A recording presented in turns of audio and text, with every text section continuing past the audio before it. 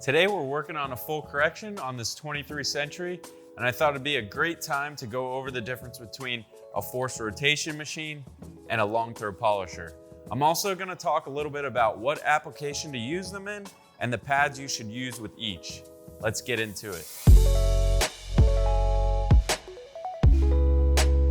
First up, we have the Flex 3401 VRG, aka the Beast. This is the older model. They have a newer model that's the Flex XCE 10.8.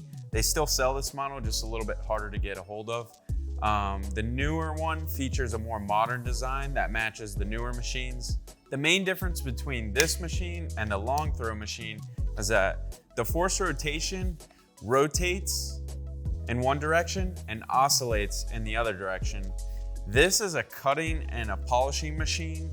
I wouldn't use it strictly for polishing. It's more just for those instances where you maybe want to do like a one step and you don't need a compound with a rotary. This can do it all in a one step. I don't use this machine a lot.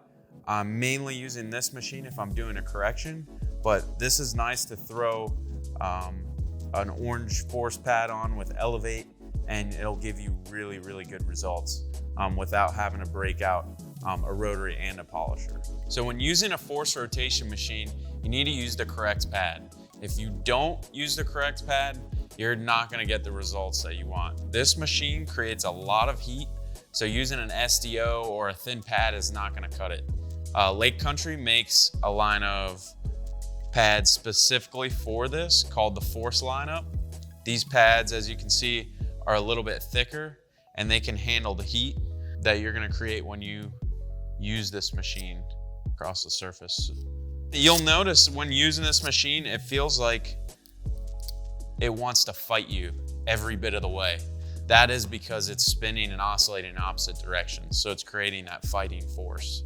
Long throw polishers here, on the other hand, are going to spin and oscillate in the same direction, similar to a dual action.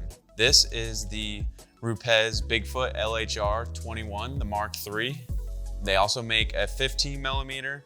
This is my favorite polishing machine, and I'll take it over forced rotation almost every time just because majority of the applications I'm using it in is strictly polishing.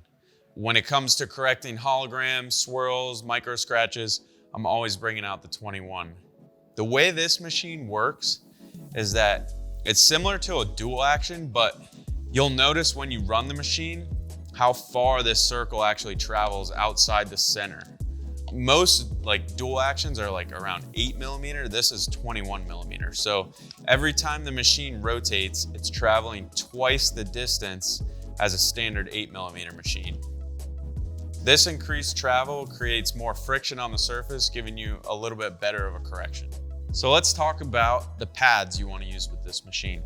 Since this is throwing such a larger circle, it's creating a lot more friction, and in that case, it's creating a lot more heat.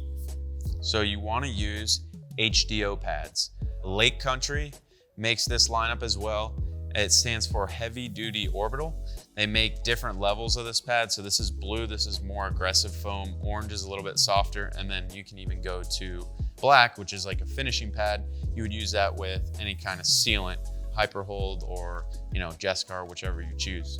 But the method to the madness behind this pad is that it's got a foam insert here that's a little bit stiffer.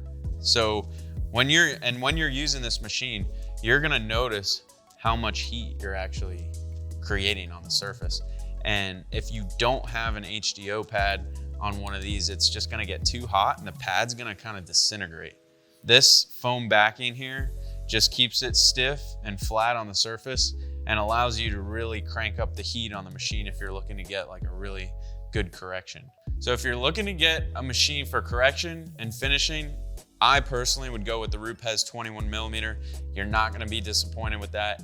If you're looking for a machine that cuts and polishes in one, then maybe go with the forced rotation. Either way, both tools are great additions to any lineup that you've got going on, and it's not gonna be a tool that you never use. You will use these tools one way or another if you own a detailing business, or maybe you're a hobbyist and you just want to do some polishing. Either way, both really great machines. If you have any questions about these machines, feel free to drop a comment below. As always, you can find the links to any of these products used in the video below.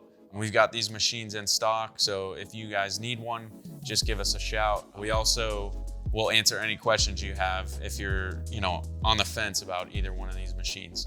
If you received any value out of this content, please give it a thumbs up and smash that subscribe button. I really appreciate it. And until next time, I'm Michael with Marine Detail Supply. I'll see you in the next video.